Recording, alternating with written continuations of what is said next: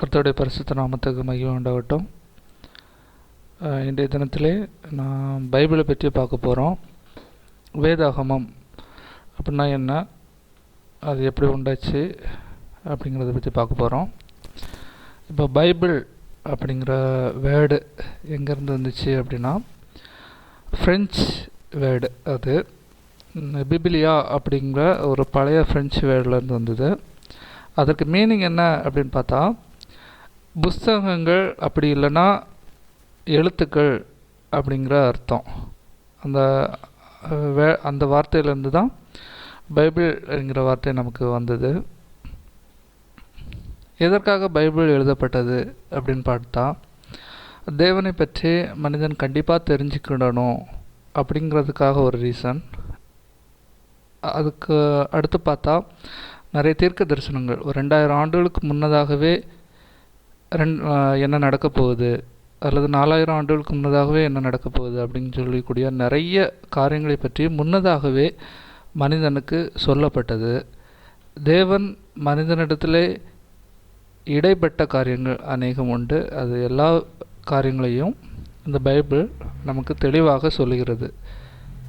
இது பழைய காலத்தில் பார்த்தா நம்முடைய முன்னோர்கள் ரொம்ப பாதுகாத்து வச்சுருப்பாங்க. தன்னுடைய சந்ததிக்கு இதை பாதுகாக்கணும்னு சொல்லி அப்படியே பத்திரப்படுத்தணும் அப்படின்னு சொல்லியே பாதுகாத்து வந்துட்டே இருந்தாங்க. பல கதைகளை சொல்லுவாங்க, இதுக்கு முன்னாடி என்ன நடந்துச்சு அப்படிங்கிறத தன்னுடைய பிள்ளைங்களுக்கு சொல்லி இந்த பைபிளை நம்ம பாதுகாத்து வைக்கணும் அப்படி சொல்லி பாதுகாக்கப்பட்ட ஒரு புஸ்தகம். ஆரம்பத்தில் 1400 ஸ்டார்டிங் டைம். அந்த டைம் பேப்பிரஸ் அப்படிங்கிற ஒரு புல்லில் ஒரு நாணல் புல்லை எழுதுனாங்க. அந்த நாணல் புல் மொத்தமே ஒரு 10 இன்ச்சஸ் தான் இருக்கும். அதை 1 by 1 சேர்த்து அதை ஒரு சுருள் மாதிரி ஆக்கி அதுக்கப்புறம் அதில் எழுதி வச்சுருப்பாங்க. எப்போ எழுதப்பட்டது, அதோட காலம் அப்படின்னு பார்த்தா, கிறிஸ்து பிறப்பதற்கு முன்னாடி 1400 தொடங்கி கிறிஸ்து பிறந்த பின் 100 வருஷத்துக்குள்ளாடி 1500 ஆண்டுகளாக மொத்தம் 40 ஆசிரியர்களை கொண்டு எழுதப்பட்டது. முழு வேதாகமும் பழைய ஏற்பாடு புதிய ஏற்பாடு என்ற 2 பிரிவுகளாக பிரித்து வைக்கப்பட்டுள்ளது. இப்போ இந்த வேதாகமம் எதில் எழுதப்பட்டுச்சு அப்படின்னு பார்த்தோன்னா, ஆரம்ப காலத்தில் பேப்பரஸ் அப்படிங்கிற ஒரு நாணற்பொருளில் எழுதப்பட்டது. அதுக்கப்புறமா கல்லுகளில் எழுதி பாதுகாத்து வைக்கப்பட்டது. அதுக்கப்புறமா தோல் சுருளில் எழுதி ரொம்ப காலமாக பாதுகாக்கப்பட்டது. கடைசியாக பேப்பரில் எழுதி பாதுகாக்கப்பட்டது. இது நான் முன்னாடி சொன்னது போல் ஆண்டாண்டு காலமாக இது எல்லாமே ரொம்ப பத்திரமாக பாதுகாக்கப்பட்டு பல ஆண்டுகள் கழிந்ததுக்கப்புறமும் மனிதனுடைய கைகளில் கிடைக்கிற மாதிரி வச்சுருக்காங்க. எந்த மொழியில் எழுதுனாங்க அப்படின்னு பார்த்தா, எபிரேய மொழியில் எழுதியிருக்காங்க. கொஞ்சம் பகுதியில் மட்டும் அராமியா, அதாவது அராமிக் மொழியில் எழுதப்பட்டிருக்கு. புதிய ஏற்பாடு பார்த்திங்கன்னா கிரேக்க மொழியில் எழுதப்பட்டது. அதுலேயும் கொஞ்சம் பகுதிகள் ஆசிரியர்கள் அராமிக் மொழியை பயன்படுத்தியிருக்காங்க. ஏன் இந்த மொழியில் எழுதியிருக்காங்க அப்படின்னா, இப்போ நமக்கு ஆங்கிலம் எப்படி ஒரு ஆதிக்கமாக இருக்கோ, அதே மாதிரி அந்தந்த காலகட்டத்தில் இந்தந்த மொழிகள் ரொம்ப ஆதிக்கமாக இருந்துச்சு. புதிய ஏற்பாட்டு காலத்தில் பார்த்திங்கன்னா கிபி 50லேருந்து 100 வரைக்கும் பார்த்திங்கன்னா கிரேக்க சாம்ராஜ்யம் ரொம்ப ஆதிக்கத்தில் இருந்துச்சு. ஸோ கிரேக்கத்தில் எழுதுனா மட்டும்தான் ரீச் பண்ண முடியும், நிறைய பேர் பார்ப்பாங்க படிப்பாங்க அப்படிங்கிற மாதிரி ஒரு காரியம் இருந்ததுனால அவங்க கிரேக்க மொழி, அதாவது இப்போ ஆங்கிலம் எப்படி இருக்கோ அதே மாதிரி. அதே பழைய ஏற்பாடு காலத்தில் பார்த்தாச்சுன்னா பேச்சு மொழியில் கொஞ்சம் அராமிக் இருந்துச்சு. மற்ற மாதிரி எபிரேய மொழி ரொம்ப ஆதிக்கத்தில் இருந்ததுனால அந்த மொழிகளில் எழுதி அப்போ தான் அவங்களால பாதுகாத்து வைக்க முடிஞ்சிச்சு. பின்னாட்களில் எபிரே நிறைய பேருக்கு தெரியாமல் அழிந்ததும் உண்டு. அதுக்கப்புறமா அவங்க கிரீக்கில் இந்த மொழி அப்போ கரண்டாக இருக்கோ அதை மாற்றி எழுதி வச்சு பாதுகாத்து வச்சுக்கிட்டாங்க. இப்போ முழு வேதாகமும் 2 பகுதியாக பிரிக்கலாம். ஒன்று பழைய ஏற்பாடு, இன்னொன்று புதிய ஏற்பாடு. பழைய ஏற்பாட்டில் 39 புஸ்தகங்கள் இருக்கிறது. இது எப்போ எழுதுனாங்க அப்படின்னு ஆல்ரெடி பார்த்துட்டோம், இருந்தாலும் ஒன் மோர் டைம் பார்க்கலாம். கிமு 1400 முதல்லேருந்து கிமு 400க்குள்ளே 25 ஆசிரியர்கள் முதல் 30 ஆசிரியர்களால் எழுதப்பட்டது. இதுக்கப்புறம் இருண்ட காலம் வருது, ஒரு 400 வருஷம். இருண்ட காலம் அப்படின்னா தேவனுடைய வெளிப்பாடு மனிதர்களுக்கு கிடைக்கப்படாத காலம் மற்றும் தீர்க்கதரிசிகள் எழும்பப்படாத காலம் அப்படின்னு சொல்லிட்டு ஒரு ரெண்டும் ஒரே காலம்தான், 400 வருஷம். இந்த 400 வருஷம் முடிஞ்சு முதல் தீர்க்கதரிசியாக இயேசு கிறிஸ்து வருகிறார். அவர் போனதுக்கப்புறம் 33 வருஷத்தில் அவர் பரமேறியிருக்கிறார். அதுக்கப்புறமா 50 தொடங்கி கிபி 100க்குள்ளாக புதிய ஏற்பாடு எழுதப்படுகிறது. புதிய ஏற்பாடு 27 புத்தகங்களை கொண்டது.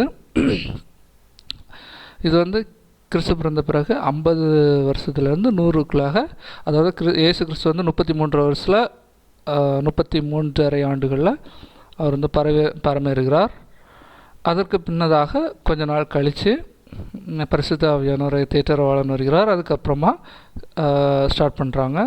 கிபி 50லேருந்து ஒரு கிபி 100க்குள்ளாடி 8 அல்லது 9 ஆசிரியர்களால் சுமார் 50 ஆண்டுகளாக எழுதுகிறாங்க.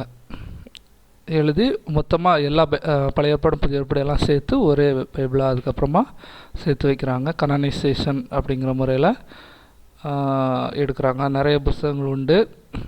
கனானைசேஷன் பண்ணுறதுக்காக அப்ளை செய்யப்பட்ட புக்கு நிறைய உண்டு. ஸோ அதெல்லாம் ரிஜெக்ட் பண்ணி அப்போகிரிப்பல், அதெல்லாம் அப்போகிரிப்பல் சாப்டர்ஸாக இருக்கிறது. அது பிரித்து போக இவ்வளோ ஆசிரியர்கள் ஒரு கனானைசேஷன் பண்ணி புதிய ஏற்பாடை சேர்த்து ஒரு பைபிளாக நமக்கு தந்திருக்கிறார்கள். புதிய ஏற்பாட்டில் 10 இடங்களில் அராமிக் மொழி வந்து பயன்படுத்தப்பட்டிருக்கு. ஸோ அந்த காலகட்டத்தில் அவங்க வந்து பேச்சு வழக்கத்தில் கொஞ்சம் இந்த அராமிக் மொழி இருந்திருக்கலாம்னு நினைக்கிறேன்.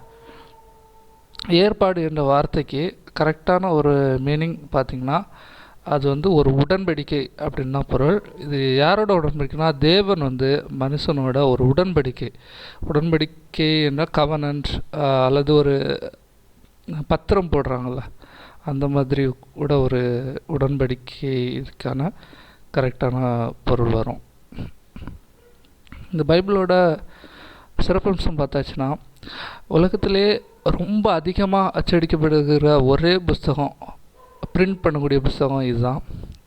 அதே மாதிரி அதிகமான மொழிகளில் அச்சடிக்கப்படக்கூடிய புஸ்தகம் இதுதான். உலகத்திலே அதிகமாக விற்பனை செய்யப்படக்கூடிய புக்கும், சேல்ஸ் அதிகமாக இருக்கக்கூடிய புஸ்தகம் இதுதான். உலகத்தில் ஆரம்பம் என்ன அப்படிங்கிறத பற்றி கூறக்கூடிய புஸ்தகம் இது. மனிதனுடைய சிருஷ்டிப்பு எப்படி அப்படின்னு தெரிஞ்சுக்கணுன்னா இதை படித்தா தெரிஞ்சுக்கலாம். உண்மையானது மட்டுமே இந்த புஸ்தகம் சொல்லுது. கற்பனையாக இதில் எதுவுமே இருக்காது. நடந்தது என்ன அதை பார்த்தவங்க அப்படியே தான் எழுதி வச்ச புஸ்தகம் தான் இது. அந்தந்த ஆசிரியர்கள் பார்த்துருக்காங்க, அந்தந்த ஆசிரியர்கள் அப்படியே எழுதி கொண்டு வராங்க. வருங்காலத்தை பற்றி, அதாவது 4000 வருஷத்துக்கு முன்னாடியே என்ன நடக்கும் அப்படிங்கிறது, 4000 வருஷத்துக்கு அப்புறம் என்ன நடக்கும் அப்படிங்கிறது இப்போவே எழுதிடுவாங்க. 2000 வருஷத்துக்கு அப்புறம் என்ன நடக்க போகுது அதை இப்போவே எழுதிடுவாங்க. அதான் நடக்கும் கண்டிப்பாக. ஒரு எக்ஸாம்பிள் பார்த்தா, ஒரு வசனம் வந்து உலகமே பார்க்கும் ஒரு 2 பேரை அப்படின்னு சொல்லி ஒரு இடத்துல இருக்கும். ஸோ நம்ம பாட்டி காலத்தில் இல்லை அதுக்கு முன்னாடியெல்லாம் பார்த்தாச்சுன்னா உலகத்தில் ஒரு இடத்துல நடக்கக்கூடிய சம்பவம் இந்த உலகம் ஃபுல்லாக எப்படி தெரியும் அப்படின்னா, நம்ம பாட்டி காலம் இல்லை ஒரு 100 வருஷத்துக்கு முன்னாடி பார்த்தா டிவியே கிடையாது. ஸோ அந்த டைமில் யோசிப்பாங்க, எப்படி உலகம் பார்க்க முடியும்? உலகத்தில் ஏதோ ஒரு மூலையில் 2 பேர் இறந்து கிடக்குறாங்க, இல்லை ஒரு சம்பவம் இருக்குது, அது உலகம் ஃபுல்லாக எப்படி பார்க்க முடியும் அப்படின்னா அது டவுட்டான காரியங்கள். கண்டிப்பாக யாருமே நம்ப மாட்டோம். ஆனால் இப்போ நம்ம ஈஸியாக நம்புவோம். நம்ம லைவ் டெலிகாஸ்ட் இருக்குது. இந்த உலகத்தில் எந்த மூலையில் எங்கே நடந்தாலும் அடுத்த செகண்ட் நம்மளால் பார்க்க முடியும். ஸோ இந்த காரியத்தை 2000 வருஷத்துக்கு முன்னாடியே எழுதிட்டாங்க. ஸோ இது ஒரு பெஸ்ட் எக்ஸாம்பிள். இதே மாதிரி நிறைய உதாரணம் பைபிளில் இருக்குது. இது கண்டிப்பாக படிக்க மனுஷனுக்கு வந்து கண்டிப்பாக ஒரு சேஞ்சஸ் கண்டிப்பாக வரும். அந்த சேஞ்சஸ் வந்து அவன் கண்டிப்பாக மாறுவான் அப்படிங்கிற ஒரு சக்தி வந்து அந்த புஸ்தகத்தில் இருக்குது. கண்டிப்பாக இதை மனுஷனை வந்து ஒரு நல்ல வழியில் நடத்தும், ஒரு நல்ல ஒரு சட்ட புஸ்தகமாக இருக்கும். மனிதனோட வாழ்க்கைக்கு கண்டிப்பாக ஒரு விளக்கு எவ்வளோ முக்கியமோ அதே மாதிரி இந்த புஸ்தகம் கண்டிப்பாக ஒரு விளக்காக பயன்படும். ஆமேன். கர்த்தர் தாமே இந்த வார்த்தையை கொண்டு உங்களை ஆசீர்வதிப்பாராக. ஆமேன்.